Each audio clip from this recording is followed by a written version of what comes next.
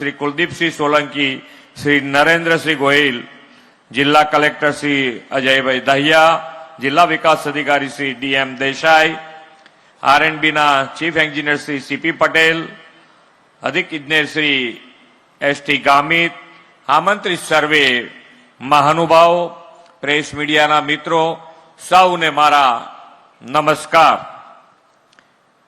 विश्व नेता અને યશસ્વી વડાપ્રધાન શ્રી નરેન્દ્રભાઈ મોદીના હસ્તે 500 વર્ષ પછી જે પાવાગઢ શક્તિપીઠમાં ધ્વજારોહણ થયું તે મહાકાળી માતાના સ્થાનકની પવિત્ર ભૂમિ પંચમહાલમાં આવવાનું મને સૌભાગ્ય મળ્યું છે। હું માતાજીના ચરણોમાં વંદન કરું છું।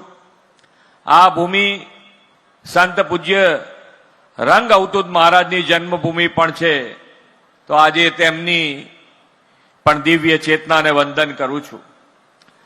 पंचमहालना प्रदेश पंचमहालनो देशनी स्वतंत्रताना इतिहासमां पण मोटो फाळो छे। महात्मा गांधीजी अने सरदार वल्लभभाई पटेले गुजरात राजकीय सभानी पहली बैठक 1970 में गोधरा में योजीने आजादी की लड़त ने वेग आप्यो हतो। सरदार साहेबे वकील तरीके कारकिर्दी गोधरा थी शुरू करी थी। आदिवासी समाज में देश की आजादी माटेनी चेतना भील सेवा मंडल थी जगावनार ठक्कर बापानु पण आजे पुण्य स्मरण करूं छुं। गामडाओमां अंधारा उलेचीने 24 कलाक 3 फेज वीजળી આપતી જ્યોતિર્ગ્રામ યોજના એ પણ 2006 માં ચાંપાનેરથી શ્રી મોદી સાહેબે શરૂ કરી હતી। આજે એ જ આદિવાસી પ્રદેશમાં એક જ દિવસે 732 કરોડના વિકાસ કામોની જ્યોતિ પ્રજ્વલિત કરવાની તક મને મળી છે।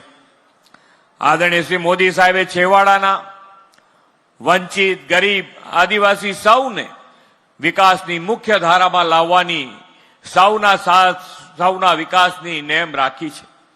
આઝાદીના દશકો સુધી વિકાસથી વંચિતને અભાવો વચ્ચે જીવતા રહેલા આદિવાસીઓના સર્વગ્રાહી વિકાસનો યજ્ઞ શ્રી મોદી સાહેબે આદર્યો છે। રાજ્યના પૂર્વ પટ્ટાના આ આદિવાસી વિસ્તાર સહિત અંબાજીથી ઉમરગામ સુધીના આદિવાસી બેલ્ટનો કાયાકલ્પથી શ્રી મોદી સાહેબે વનબંધુ કલ્યાણ યોજનાથી કર્યો છે। શિક્ષણ, आरोग्य, आवास, आजीविका, पीवानुं पाणी, वीजળી, कनेक्टिविटी जेवी पायानी सुविधा पर वनबंधु कल्याण योजना में फोकस करवामां आव्युं। युवानों माटे रोजगारी अने उच्च शिक्षण, बहनों माटे आजीविका अने खेडूतो माटे खेतीथी समृद्धि द्वारा वंचितोना विकासनी नेम आ वनबंधु कल्याण योजनाथी पार पड़ी छे। आ वनबंधु कल्याण योजना में करोड़ों रुपया आदिवासी विस्तारना विकास माटे वपराया छे। एवी ने एवी ज योजना आदरणीय वडाप्रधानश्रीए हमणां ज भगवान बिरसा मुंडाना जन्म जयंतीए गुजरात आदिवासीओने रुपया 2 लाख करोड़नी जनजातीय कल्याण योजनानी भेट आपी छे। आ 2 लाख करोड़ रुपया 5 वर्षमां वपरावाना छे अने अंबाजीथी उमरगांव सुधीना ज वपरावाना छे। जे पण काम बाकी होय बधा ज काम कोई पण क्षेत्र में बाकी ना रहे एवी आ योजना मान्य वडाप्रधान श्री आपी छे अने 5 वर्ष में आ पैसा वापरीने आखे आखा पट्टानु पूर्व पट्टानु एकदम पुनर्वसन थई जवानुं छे। कोई काम बाकी रहતું, कोई क्षेत्र बाकी नथी रहेवानुं। आ योजना समग्र आदिवासी बेल्ट माटे सुखनो सूरज लावशे एमां कोई शंका नथी। वडाप्रधान श्री स्पष्ट कहे छे पाणी ज विकासनो मूळ आधार अने पहली शरत छे। श्री मोदी साहेब एवा विजनरी लीडर छे जे कोईने न सूझे ते तेमने सूझे। तेमणे डूंगरो धरावता पथराळ अने खडकाळ आदिवासी विस्तारमां पाणी पहोंचाडवामां इजनेरी कौशल्यने कामे लगाडीने उद्वहन पाइपलाइन सिंचाई योजना शरू करावी।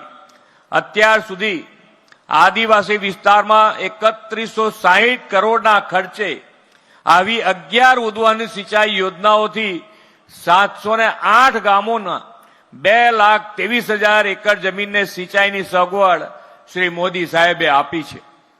આજે આ જિલ્લામાં પાનવ જળાશય આધારિત ઉદ્વહન પાઇપલાઇન સિંચાઈ યોજનાનું આપણે લોકાર્પણ કર્યું છે.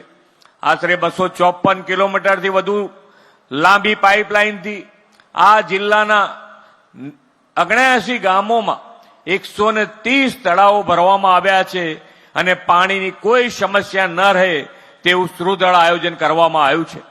86,000 જેટલા એકર વિસ્તારમાં ખેતી કરતા આદિવાસી ખેડૂતોને આના કારણે સીધો અને પરોક્ષ રીતે સિંચાઈનો લાભ મળશે. ભૂગર્ભ જળસ્તર વધશે અને કૃષિ ઉત્પાદનમાં પણ નોંધપાત્ર વધારો થવાનો છે. માન્ય વડાપ્રધાનશ્રીએ અત્યાર સુધી જે પાણીની આપણે સમસ્યાઓ જોઈ છે એ પાણીની સમસ્યાઓમાં પાણીની ખૂબ સારી વ્યવસ્થા તો કરી જ દીધી છે. દરેક જિલ્લામાં એક પણ તળાવ ખાલી ના રહે એના માટેનું આયોજન ગુજરાત સરકાર, હું ને મારી ટીમ કરી રહ્યા છે. સાથે સાથે આજે જે પાણી આપણે વાપરી રહ્યા છે એ ભવિષ્યમાં આપણી આવનારી પેઢીને આ જે પાણીની મુશ્કેલીમાંથી આપણે પસાર થયા છે એ મુશ્કેલીમાંથી એમને પસાર ના થવું પડે એના માટેનું પણ આયોજન અત્યારથી જ માન્ય વડાપ્રધાન શ્રી આખા દેશભરમાં કરી રહ્યા છે. કેચ ધ રેન અંતર્ગત આખા ગુજરાત નહીં, આખા દેશમાં આ યોજના અંતર્ગત મુહિમ ચલાવી છે કે વરસાદનું પાણી જે આ પડે છે એને ટીપે ટીપું કેવી રીતે ઉપયોગમાં લઈ શકાય એના ઉપર આ યોજનામાં આખા ભારત દેશમાં કામ થઈ રહ્યું છે.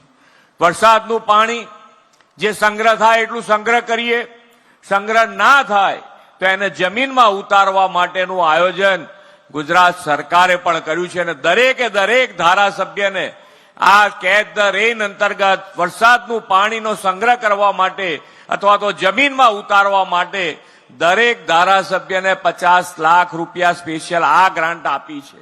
50 લાખ રૂપિયા દરેક ધારાસભ્યને. તમારે ખાલી તમારા વિસ્તારમાં આવી કોઈ યોજના હોય, કરાવી હોય, રિચાર્જિંગ બોર કરાવવો હોય તો અમારા કોઈ ધારાસભ્ય અથવા પાર્ટીના કોઈ પણ હોદ્દેદારને લઈ જઈ અને જો તમે બતાવશો તો આ કામ તમારું પૂર્ણ થઈ જાય અને તમારે તમારા વિસ્તારમાં પાણી ભરાવાનું સમસ્યાનો પણ અંત આવે અને વરસાદનું પાણી જમીનમાં પણ ઉતરી જાય. ખૂબ સારી યોજના છે. એમાં આપણે સૌએ સાથે મળીને કામ કરવું જોઈએ. આ વર્ષે જાહેર કરેલા 4 લાખ કરોડના સૌથી મોટા બજેટમાં આપણે આદિજાતિ વિસ્તારમાં લિફ્ટ ઇરિગેશન માટે પણ 485 કરોડ રૂપિયાની જોગવાઈ કરી છે. છોટા ઉદેપુર, દાહોદ અને પંચમહાલ જિલ્લામાં નર્મદા આધારિત ઉદ્વહન સિંચાઈ યોજનાથી 18 તાલુકોના 51,480 હેક્ટર વિસ્તારમાં સિંચાઈની સુવિધા ઉપલબ્ધ કરાવવાનું પણ આપણું આયોજન છે. આદિવાસી વિસ્તારોને પાણીદાર આયોજનથી વિકાસની નવી દિશા આપવાની આપણી નેમ છે. આપણે આદિવાસી યુવા ડોક્ટરો પોતાના વિસ્તારમાં મલ્ટી સ્પેશિયાલિટી હોસ્પિટલ શરૂ કરી શકે તે માટે પણ આ વર્ષના બજેટમાં 22 કરોડ રૂપિયાની જાહેરાત કરી છે.